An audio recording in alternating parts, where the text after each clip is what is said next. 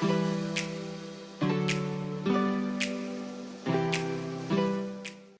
guys, welcome back. My name is Tumi and I live in Canada. I have lived in Canada for almost a year now, and I'll be sharing things that I feel from my own experience living in Canada for the past 1 year. I currently live in Ontario, Canada. This is to say that I may not have a very holistic picture about how everything works in Canada. I am aware that life in Ontario is quite different from life in Manitoba, from Saskatchewan, and different provinces. So I'm just going to be saying this based on my experience living in Ontario, Canada. So I am very sure that anybody that has migrated to Canada in recent times, in the last 1 2 years, has this to say. Most people, let me just say majority, though I have some people that they say that, oh, this is not the way it is for them, their own reality is quite different, they've had things like way better, and well, we are thankful for their lives and everything. But on the average, most people will say that their experience in Canada sometimes has not been too palatable. What this means is that sometimes people's expectations is not what they quite meet when they come into this kind of new country, because immigration is not easy. Migrating from where you have your comforts and everything is not easy. Coming down to a new place is not always very easy. But what I am happy about is that a lot of us know that this will pass in time. Everything that you are managing and everything, in good time, by God's grace, it will pass. So one thing, or the most important thing for many people coming into this kind of place, is jobs. So most people come into Canada, some people's expectations are met, they find their dream jobs, they land their jobs.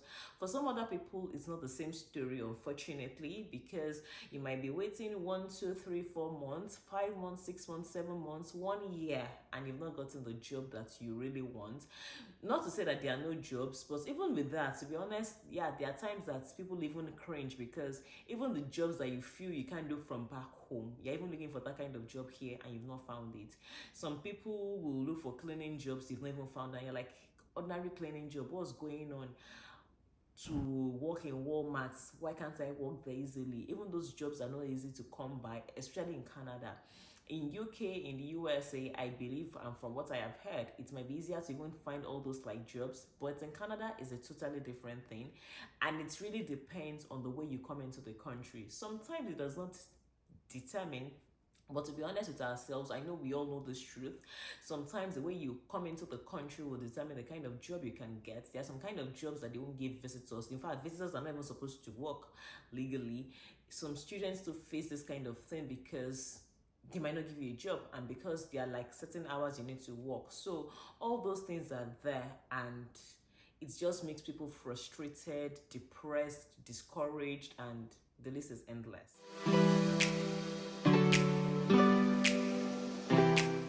So guys, the major reason why I am doing this video is, I know at the end of the day, for me, I won't even just say job. For me, I will say earning power.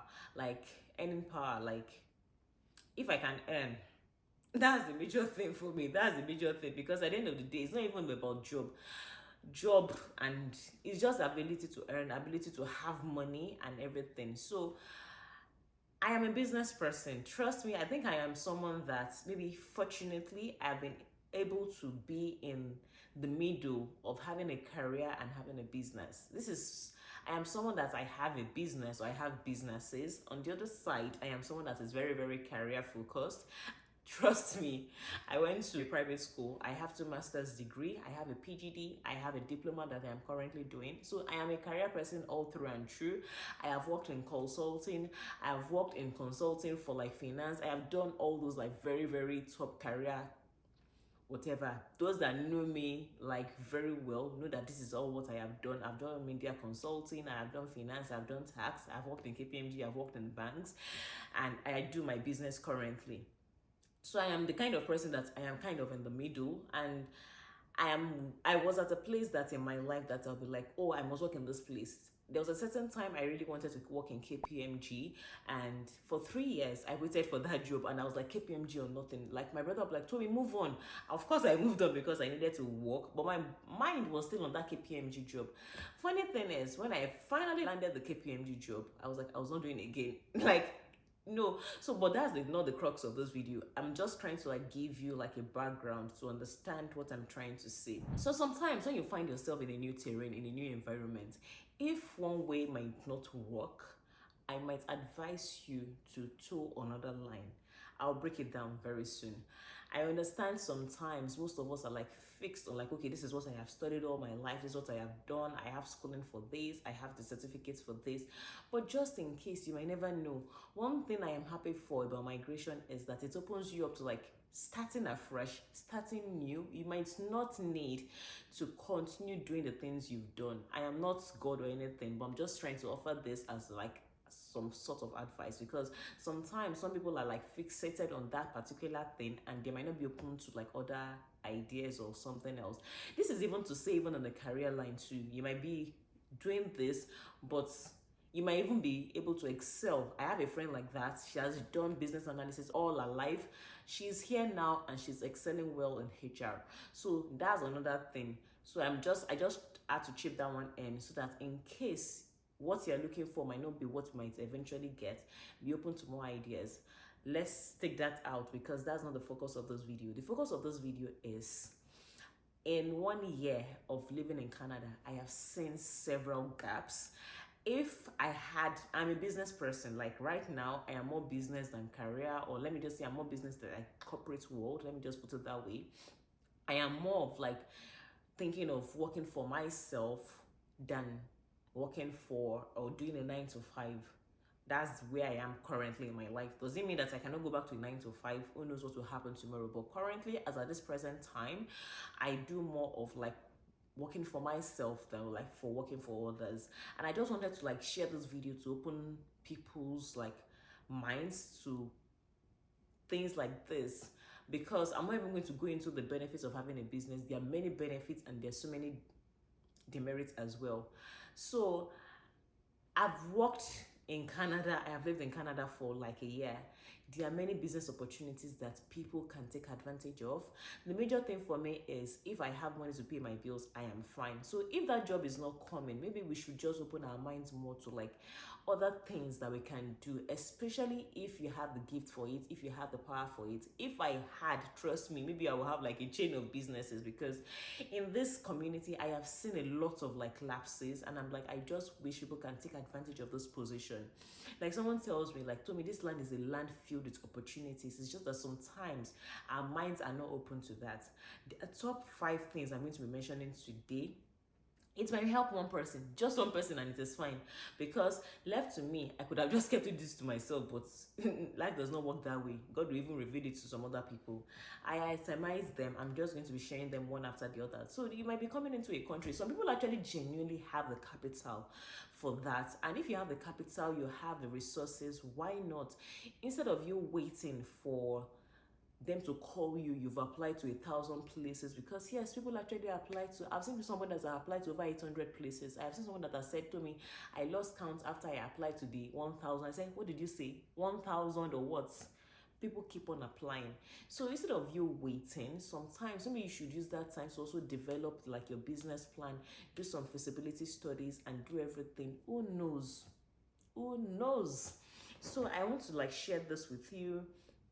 Maybe, just maybe, you have I wish I have the head for some of these things, but I don't. And I try to like concentrate where my strength is. I don't want to do so many things and everything, because I know I can't do every single thing. But some people were created for this. Some people were made for this. They don't have to hustle. They don't have to sweat it. It just comes to them naturally. If you're one of those people, why don't you take advantage of this? So quickly, let me just mention them one after the other. Hairdressing in Canada is a huge gap. Where I stay alone, I don't know. If someone opens like a hairdressing shop, the person will make money. Hairdressing, not for making hair. That's on one side. The one I am talking about, in fact, there's so many American like blogs I follow, or let me just say on Instagram, that people like, why don't people consider this? So you braid your hair. Do you know that when it comes to like taking out the braids. I don't know if I'm the only one, but it is annoying. Like, people will pay money to have their braids taken down and just wash. I saw that, and I don't know why it's not so rampant in this part of the world. Like, even me, I will pay $100, and I have done like I've asked a few people around, and they said they would gladly do it. In fact, I will pay more money to have my braids taken down than pay money to make it. I don't know if it makes sense. So if I have done braids by now, even me, like, sometimes the reason why my hair is just there is because I'm just too overwhelmed, or I'm just too tired to start taking it down. Like, I'm not in the mood. You know, when they're making your hair, you're not doing anything. Now, because sometimes this life can be so, you're already overbooked with a lot of things. So why would I want to add that? Like, I have to take down my hair 3 hours. I don't have that luxury of time, to be honest. Time is money. So, and I know I'm not the only one in this position. There are many people that dream of having that thing. I know it's not as easy as you just waking up and just opening a store or anything. I know you need to have a license for it, but that is all what happens. Like, you need to give. If you want to be a doctor, definitely you make money and everything, but you need to have a license. Same with a lawyer, and that's the same thing with this hair making as well, or whatever it is. Even if you're not making hair and your salon is just to like do take down and wash, I will come, and I know people that will come as well. So I know I have not seen that around in a lot of places, and it's word of mouth and it's advertising. By the time people know about things like that, I know they will gladly come. So I thought about that, and I was like, why don't we have this kind of thing? I have spoken to a number of people, and they're like, to me, yes, that is true. I don't mind. In fact, I went on a page on Instagram, and somebody posted something like that, and the person was like, I will pay $200 for that. Like, it's a necessity. People are looking for that service. Unfortunately, we don't have that. So maybe, just maybe, you might even have a license already. Who knows? You might come into this country and you start making money. Is it quite easy? No, but of course, is anything easy at the end of the day? If you keep on dwelling on, oh, it's not easy, I need to have a license, you will not do anything at the end of the day. So that's one idea I had. Second one, I'll just glance over this: cleaning. There are a lot of people that do cleaning services here, but I'm sure it's not saturated yet. People are still looking for people to clean their houses. And one thing, I'm not saying this as anything of bias or anything like that. I've had people that have come to clean my house for me, and I'll be like, they're not doing it the way I do it. They're not doing it the African. I want an African touch. I know you get what I mean. Like, I've had people of maybe like other nationalities that have come to clean my house, and I was not like quite feeling it. And there was a time I had someone else come to clean for me. I'm not saying this in a bad way. I'm saying this in a way that I grew up. Like, I grew up doing these things. I grew up like I don't just toss my dish into the microwave or like something like that. Like, we do deep cleaning like almost every day or like weekly. So I need, like, you're scrubbing down, and I can feel you scrubbing down. I need that kind of thing. People are looking for things like that. Trust me, it's not saturated. I know a Nigerian woman doing this already in Ontario. She goes almost everywhere, and she has staff. She's making her money. So you might want to consider something like that too. I will continue to say it. If you keep on thinking of it's not easy, you'll not do anything. Is it easy to apply to 1,000 companies? It's not easy. So the third thing is Nigerian finger foods. Some people do it, some vendors do it. Of course, with this one too, might need to go to school, not even like school, maybe 1 week of getting like a certification to show that, okay, you will have all the hygiene requirements and dietary and everything. You might need to do all that, because this is not a country that you just come and set up shop. You need to like follow the due process. But like I would always say, is everything easy? No, it's not easy. If you know what it requires for you, you just do everything. So Nigerian finger food, some of us crave shawarma. There are different kinds of shawarma. I might not want the Asian one, I might want the Nigerian one. Like, places that I know that, okay, once I go to this place, I'm seeing shawarma. Once I'm going to this place, they are frying hot puff puff. I can just go easily and I'll just get it. We need those kind of services in Canada, in Ontario. Like, yes, I mentioned I put Nigerian finger foods, puff puff, shawarma, suya. Like, let me feel that Nigerian. These are things that people crave. If today someone is selling fried yam with akara, I will go and buy, because these are things, and there's a way they would do it. Of course, when you know that unique thing, you will look for it in a way that it will feel, it will taste close to home.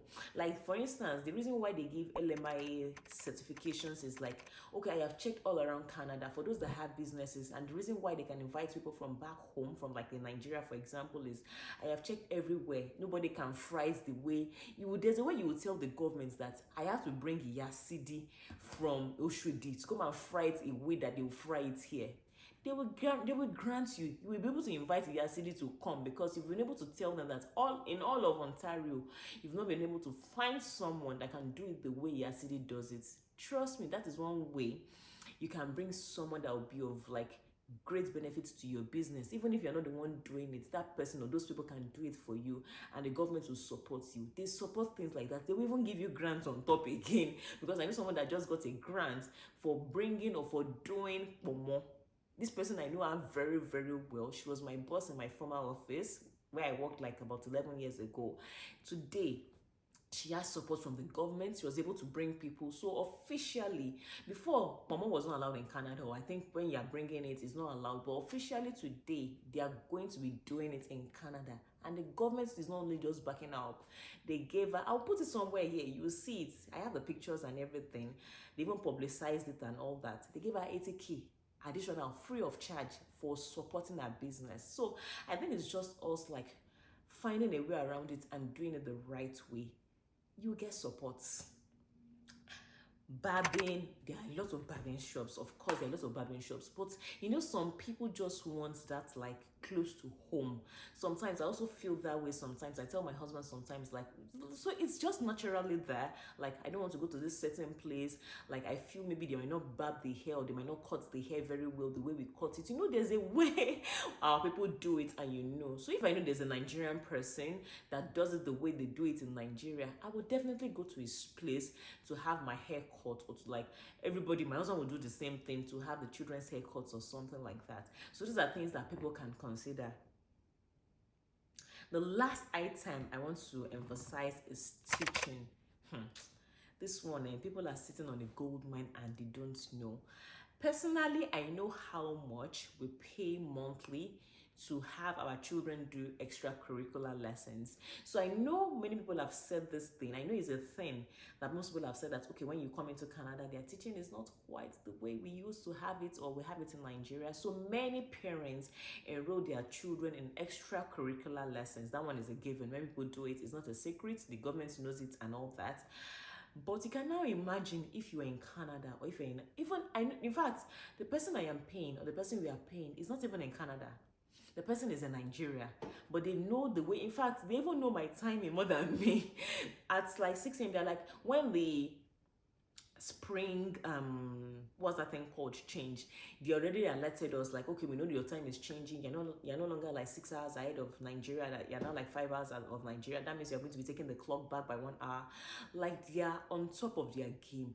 So you can now imagine if you're in Canada and you are like, okay, I am a teacher, I am well versed in math, in English, in my son does media as well, like what I'm doing. He has a teacher for that, he has a teacher for coding, he has a teacher for French, he has a teacher for math, he has a teacher for other things, basically. So and this thing is online. They do the classes online. You don't even need to be where I am. You can be in Saskatchewan, you can be in Manitoba, you can be anywhere. Once you have that knowledge, you have one student and people know about it, you start telling parents, oh, I teach this thing, I have this. Like my friend tutor, for example, she's doing the same thing in Quebec right now. So tell one person, tell two people. I want to also like make my French better. I want my children, I don't want them to be like me, that I ran away from French all my life when I was young. And now that I needed French, I was looking for it. So I'm bringing them up as well to start learning the language. They learn it in school, but sometimes you just need that extra. So things like that. And some of these things don't even require, it does not even require capital. Some of these things require capital, some do not. Like this teaching, for example, it does not require anything. You already have a laptop, you already have internet access. The only thing you might just need is, if you might need a license, 1 or 2, and it doesn't take time. Sometimes some of these licenses, in 3 weeks you can get a license. In 1 month you write the exam, they know you are certified, and you do it. Like this one, for example, this teaching, you don't require like any extra like capital, so to say. You're not setting up a shop, you're not employing people and everything. So there are some of these things I believe that we can do Don't wait. I'm not saying you shouldn't try to get a job, but sometimes don't wait. Search within you. You might be able to do something. I heard of someone that bakes bread, and that guy, I don't even know who they are. If you're in Canada, you're in Ontario, you know who these people are. I don't know when they came into Canada, but everybody tries to buy their bread. In fact, I ran away from the bread. Grey Matlock. I know if you're in Ontario, you can bear me witness. I don't know if they're in other provinces, but I can speak for Ontario. Grey Matlock bread, like they reinvented agege bread. Like that bread is good.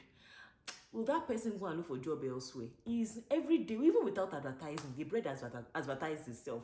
I used to see it in African stores before, but even the grocery stores, all these our normal grocery stores, they know that we Africans, we like that bread. I have seen the bread in No Frills. I have seen the bread in Walmart. They stock it everywhere. Like, so you can imagine, did the person arrive there in one day? No, but I'm sure right now they are reaping the benefits. Not everybody is designed to be a business person. Not everybody is designed to be an entrepreneur. Not everybody is designed that way. Everybody must not be doing the same thing. But this video is for those who feel that they have those potentials. You know that you have something like that inside of you. And entrepreneurship is not just buying and selling. What I do for entrepreneurship is very, very corporate, by the way. My business is registered.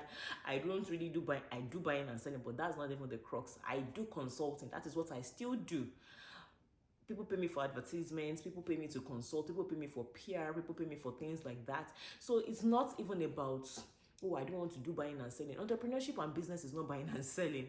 My accountant has his own business. He could have chosen to go look for a job in an accounting firm. But right now, he has his own business. We pay him to register businesses for a lot of things, for tax filing and everything. I don't have an idea of all that. So someone that has that idea, I have to go to that person. So it's not about, oh, buying and selling, I'm buying this, I'm selling this. It can be that. It can also be consulting. It can be in different fields. Whatever your field is, I believe you can find something in it. And some people just have this idea. There's so many things, so many things that I believe we can leverage on. And quickly, before I go, another thing that scares people is capital. For me, I've mentioned it a lot on this channel. Sometimes the more you look, the less you see. I don't hide it. I have had support in Canada because I am a permanent resident. I have taken loans. Yes, I have taken loans. I know many people are always scared of like, oh, I don't want a loan, I don't want a loan. But it depends. It depends on what you're using it for. Like for us, when we came into Canada, we needed to set up a business. Did we have all the money? No. There was an avenue for us to take a grant and for us to take a loan. We seized the opportunity. Because like one thing I always know, I don't think there's any billionaire in this world that did not start with a push. Is either you're getting support, maybe like you have a trust fund, you have a lot of money stacked up somewhere, or you're taking a loan, or you need a push. You need a push one way or the other. So for me, I would leverage on things like that. If I'm taking a loan, I know most people are always scared of loans, like where we are coming from. Everybody does not want to hear loan. I am that kind of person as well. But it depends on what you're using it for. I tell people this every time.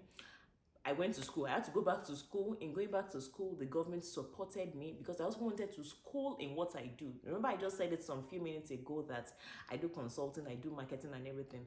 Just in case I needed to go back to school because I need to have a digital marketing certificate for Canada so that I can also like play well in this field. Not only did they support the schooling, and supported the tuition. I did not have to pay ₦1. They also supported the fact that we were just coming into the country. We didn't have income and anything.